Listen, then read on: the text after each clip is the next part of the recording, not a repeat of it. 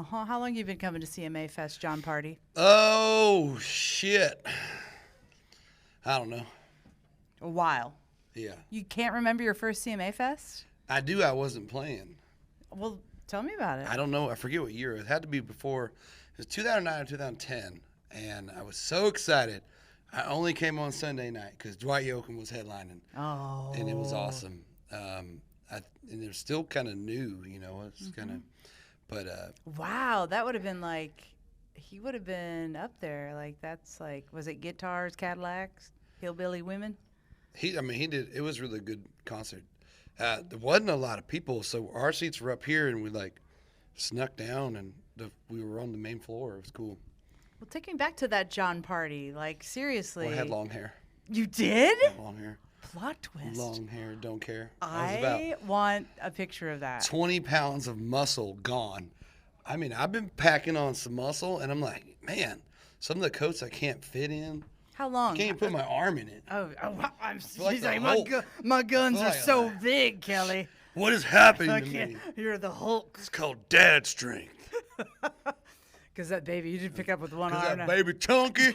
She a little I love a chunky good girl. chunky baby. She got about 500 rolls on her. Oh, I love it. Gotta clean them. Stop her over the clean her sticky milk rolls. Oh, yeah.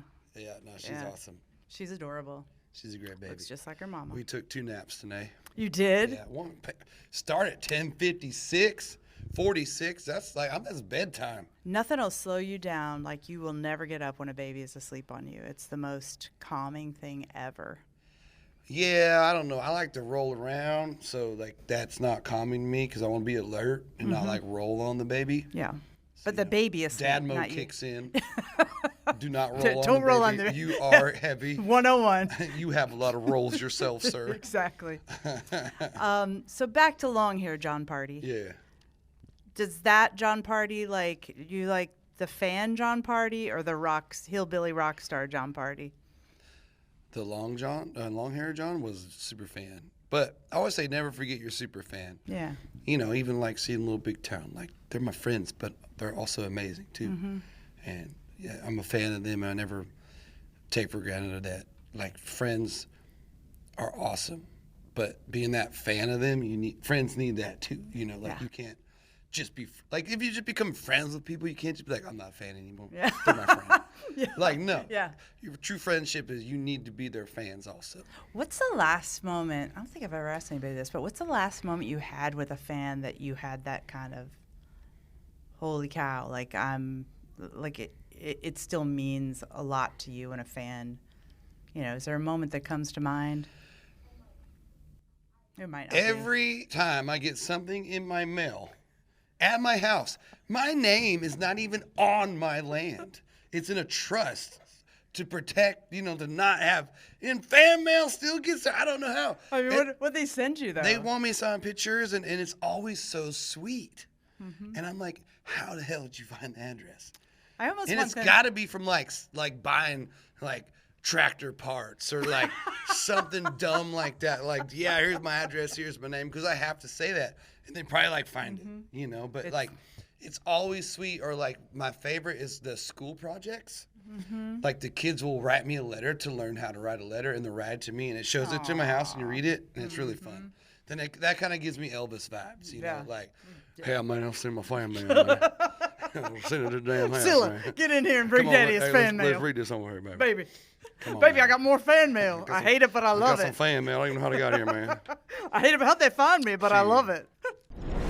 The Kelly Ford Show. Let's take a trip down memory lanes and see what I did there. See what you did there. That was really good.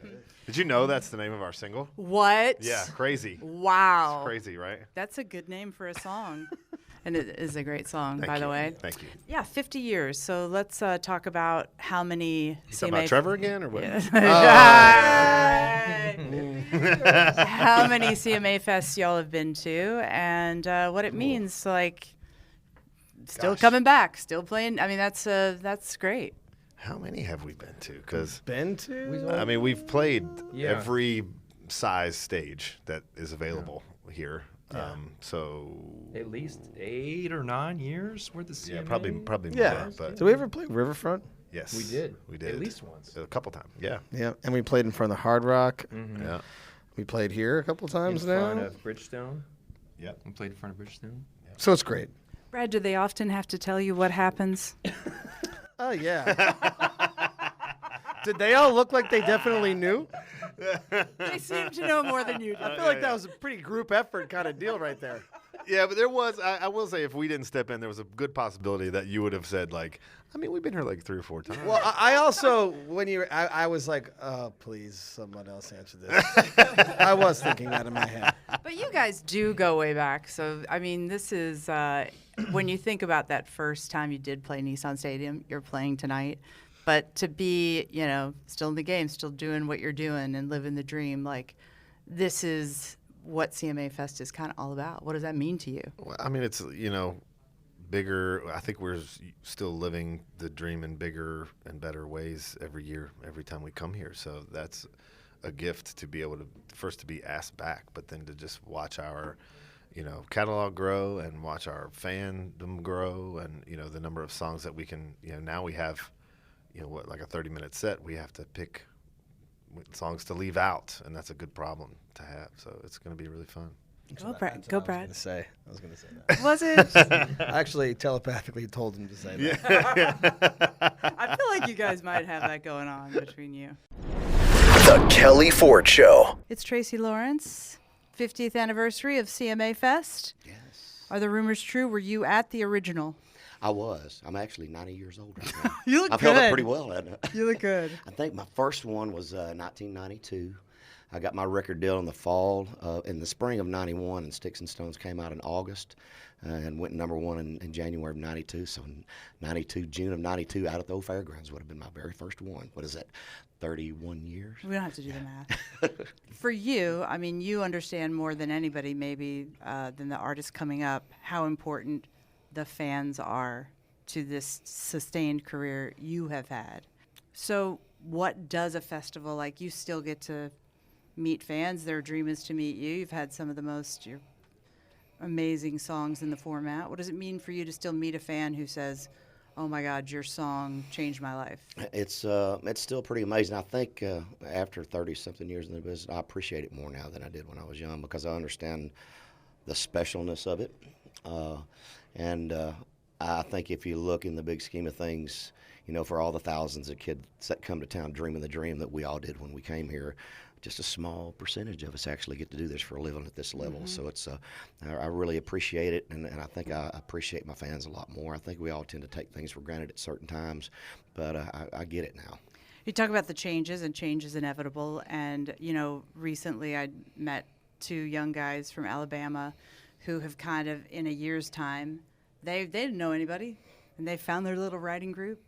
And I recently was running by Live Oak, ran in there, and I felt like a proud mama. Like, he was on the stage performing his song, and it is still a town where even if you don't know someone, you can come here and find your group and try to make it. You know, what I realized, and I really believe it's still the same now, as I bounced around and cover bands, you know, in my late teens before I came to Nashville, you know, you try to go to find an apartment, you don't have a stable job, it's kind of looked down on.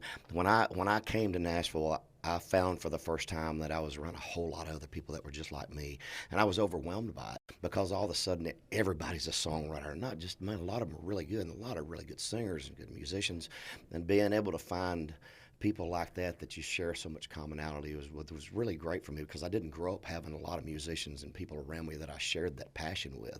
So I'm glad to know that still exists, because those relationships that you make early on, a lot of them will be your lifelong friends. There'll be people that you collaborate with for years and years and years. You can grow up in this business together. Yeah, we're going to keep an eye on those 2 Bama boys. That's awesome. Well, have a blast tonight. Thank you. Like, when you're out there, when you're still out there, what is that moment for you? Are you still able to take it in? Oh, yeah.